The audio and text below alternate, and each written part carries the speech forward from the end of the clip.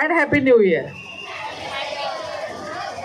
स्नेहसंमेलनाचा हा पहिला दिवस आहे. उद्घाटनाचा कार्यक्रम आपण घेत आहोत. विद्यार्थ्यांना आठवत असेल की गेल्या वर्षीसुद्धा आपल्याकडे एक सुंदर चेहरा आलेला होता, अश्विनी भालेकर नावाचा, है ना. मोठी गोड ती अभिनेत्री होती.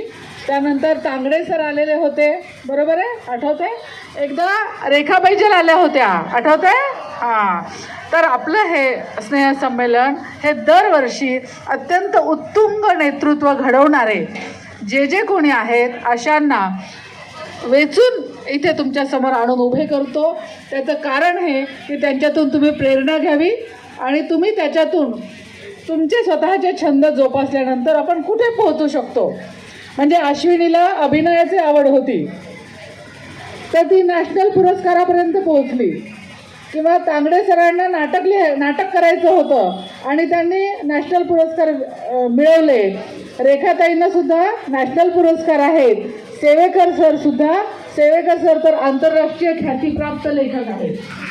असे अत्यंत सुंदर लेखक आपल्यामध्ये येतात आणि आपल्या विनंतीला ते मान देतात. मी शाळेच्या वतीने आदरणीय सेवेकर सरांचे मला खूप आभार मानेल की त्यांच्या व्यस्त दिनचर्येतून त्यांचं जे शेड्यूल आहे त्यातून ते वेळ काढून ते आपल्याकडे आले, तुम्हाला मार्गदर्शन केलं आणि तुम्हाला स्वप्न दाखवण्यासाठी प्रेरित केलं. जालन्याची ओळख त्यांनी पुन्हा करून दिली की जालना म्हणजे काय आहे. सर, जालना हे शायरांचं शहर आहे. जालना हे शायरांचं शहर आहे म्हणून ही शायरांची तुम्हाला जी काही प्रतिसाद आहे तो दुखी साहेब इथले आहे.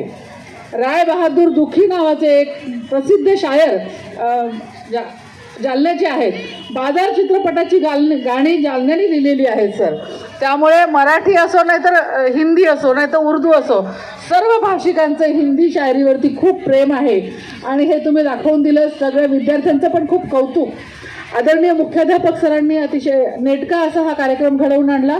त्यांची जी टीम आहे, उपमुख्याध्यापक Padale sir, Bina Pathak madam, Vijaya Kulkarni madam, आपले सर्व शिक्षक वृंद, Savade sir, GI Deshmukh sir, Navkar sir, या सर्वांनी मिळून हा कार्यक्रम खूप छान ऑर्गनाईज केला.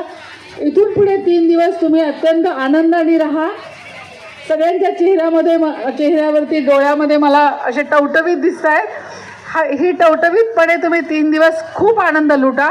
3 दिवसानंतर आपल्याला अभ्यास करायचा आहे की नाही.